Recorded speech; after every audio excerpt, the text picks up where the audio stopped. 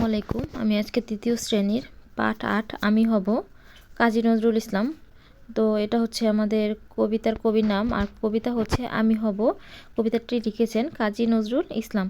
তো দেখো, আমি হব সকালবেলার পাখি, সবার আগে কুসুম বাগে উঠবো আমি ডাকি। সূর্যি মামা জাগার আগে উঠবো আমি জেগে, হয়নি সকাল ঘুমো এখন মা বলবেন রেগে। বলবো আমি আলসেমে ঘুমিয়ে তুমি থাকো, হয়নি সকাল তাই বলে কি সকাল হবে না কো। আমরা যদি না জাগি মা কেমনে সকাল হবে, তোমার ছেলে উঠলে কোমা রাত পোহাবে তবে। এখানে অংশ বিশেষ লেখা আছে, মানে এটা আমি হব কবিতার কিছুটা অংশ দেওয়া আছে। তো তোমাদের কবিতাটা আরেকবার বলছি, তোমরা একটু মনোযোগ দিয়ে শোনো। আমি হব লিখেছেন কাজী নজরুল ইসলাম। আমি হব সকালবেলার পাখি, সবার আগে কুসুম বাগে উঠবো আমি ডাকি। সূর্যি মামা জাগার আগে উঠবো আমি জেগে, হয়নি সকাল ঘুমো এখন মা বলবেন রেগে। বলবো আমি আলসেমে ঘুমিয়ে তুমি থাকো, হয়নি সকাল তাই বলে কি সকাল হবে না কো। আমরা যদি না জাগি মা কেমনে সকাল হবে, তোমার ছেলে উঠলে গো মা রাত পোহাবে তবে। তো এই হচ্ছে তোমাদের কবিতা আমি হব। আচ্ছা, এরপরে কিছু শব্দ অর্থ দেওয়া আছে। দেখো এখানে দেওয়া আছে, শব্দ লিখি।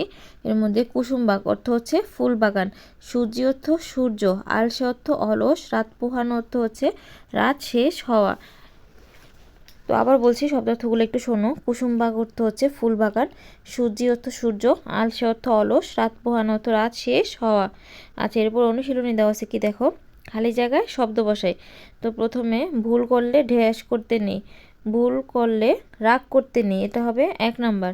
ঢ্যাস হয়েছে ঘুমিয়ে পড়ো, রাত হয়েছে ঘুমিয়ে পড়ো, এটা হচ্ছে ২ নাম্বার। আজ ঘুম থেকে উঠতে ঢ্যাস হয়ে গেল, আজ ঘুম থেকে উঠতে বেলা হয়ে গেল, এটা হবে ৩ নাম্বার। ঢ্যাস হলে উন্নতি করা যায় না, অলস হলে উন্নতি করা যায় না। তো ভুল করলে ঢ্যাস করতে নেই, এটা হবে ১ নাম্বার। ভুল করলে রাগ করতে নেই। ঢ্যাস হয়েছে ঘুমিয়ে পড়ো, রাত হয়েছে ঘুমিয়ে পড়ো। আজ ঘুম থেকে উঠতে ঢ্যাস হয়ে গেল, ঘুম থেকে উঠতে বেলা হয়ে গেল। ঘ নাম্বারে ঢ্যাস হলে উন্নতি করা যাবে না, অলস হলে উন্নতি করা যাবে না। এটা হচ্ছে শূন্যস্থান, খালি জায়গায় শব্দ বসাই। আচ্ছা, এরপরে দেওয়া আছে একটা কবিতা থেকে শব্দ নিয়ে খালি জায়গা পূরণ করি। এটা দেখো খুব সহজ। এখানে হবে আমি হব সকালবেলার পাখি, সবার আগে কুসুম বাগে উঠবো আমি ডাকি। সূর্যি মামা জাগার আগে উঠবো আমি জেগে, হয়নি সকাল ঘুমো এখন মা বলবেন রেখে। তো আমি হব এখানে শূন্যস্থানে হবে সকাল, কয়কার কাল ও সকাল। সবার আগে এখানে হবে সবার আগে, দেখো তোমরা, আমি হব সকালবেলার পাখি, সবার আগে কুসুমবাগে, এটা হবে কুসুমবাগে উঠবো আমি ডাকি।